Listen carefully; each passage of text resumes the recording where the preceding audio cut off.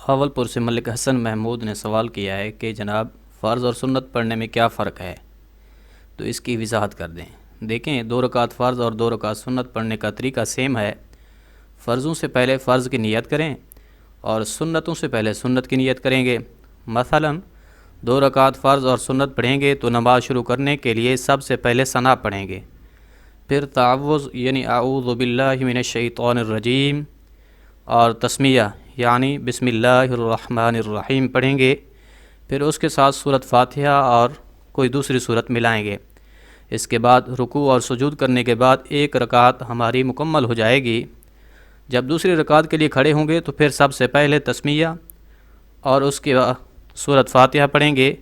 اور ساتھ کوئی سورت ملائیں گے، پھر رکوع اور سجود کے بعد قعدہ یعنی التحیات کے لیے بیٹھیں گے، التحیات پوری پڑھیں گے، درود شریف اور دعا پڑھیں گے، تو یہ 2 رکعتیں مکمل ہو جائیں گی اور سلام پھیر دیں گے۔ اسی طرح 2 رکعت ہماری مکمل ہو جائیں گی، تو لہٰذا 2 رکعت فرض اور 2 رکعت سنت پڑھنے کا طریقہ ایک جیسا ہے،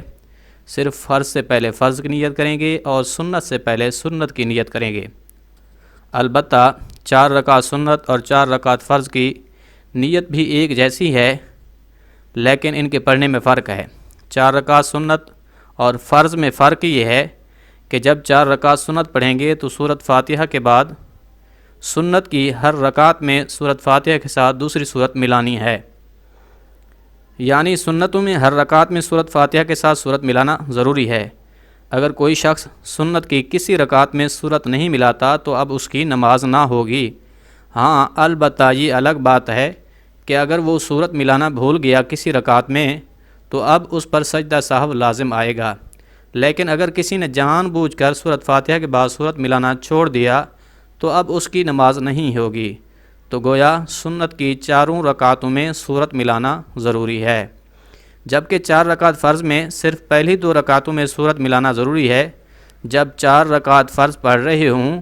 تو پہلی 2 رکعتوں میں سورت ملائیں گے سورۃ فاتحہ کے ساتھ، دوسری 2 رکعتوں میں نہیں ملائیں گے۔ اب یہاں پر یہ بات ذہن میں رکھ لیجئے کہ اگر کوئی شخص 4 رکعت فرض کی 3 رکعتوں میں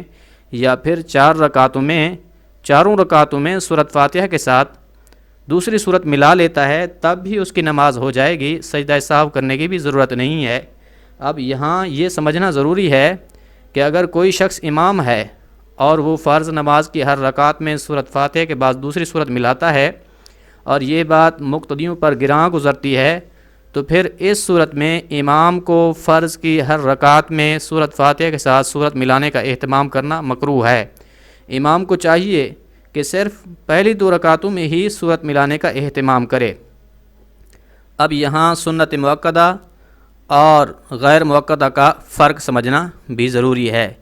یعنی عصر اور عشاء کے فرائض سے پہلے 4 رکعت سنت ادا کرتے ہیں جو، یہ سنت غیر مؤکدہ ہے۔ سنت غیر مؤکدہ کے پہلے قعدہ میں التحیات، درود اور دعا پوری پڑھنی ہے، اور پھر تیسری رکعت شروع کرنے کے لیے ثنا سے ہی شروع کریں گے۔ اس کے بعد تعوذ اور تسمیہ پڑھ کر سورۃ فاتحہ اور اس کے ساتھ دوسری سورت ملائیں گے،